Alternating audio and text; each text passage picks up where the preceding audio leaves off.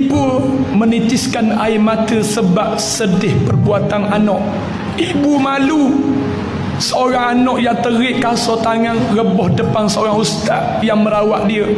Cuba bayangkan, saya tapar dia dengan sendiri, mulut, tubik mulut saya.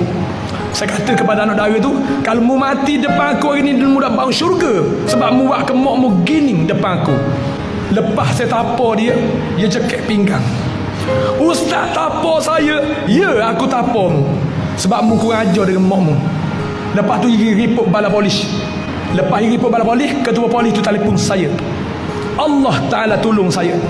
Saya kata ke ketua polis, cuba tuang bayangkan, kalau tuang ada ibu, kalau tuang ada mak, tuang tergamak tak terik mak dengan kasar sampai rebah depan orang, malu. Terkejut polis tu dengar. Bila polis tu dengar, terus dia delete report tu. Dia kata ni orang puang gila. Polis tu tak tekan delete report. Kenapa report gini? Buat ke ibu gini? Siapa yang masih ada ibu ni? Ni kita ni ibu dah.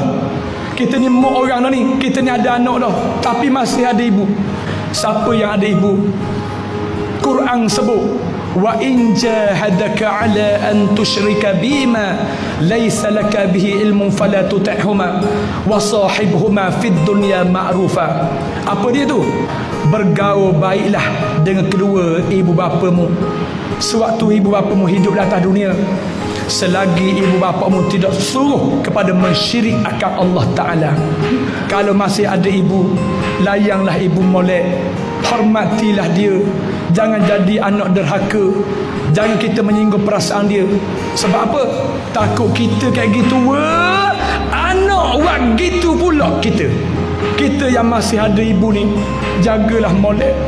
Sebab apa saya sebut gini? Ada kisah mari pondok saya, datang hati je kita hukmak dia di rumah orang tua. Sampai atas kepala daki dengar kelemomok sampai kuping. Sedih saya berobat.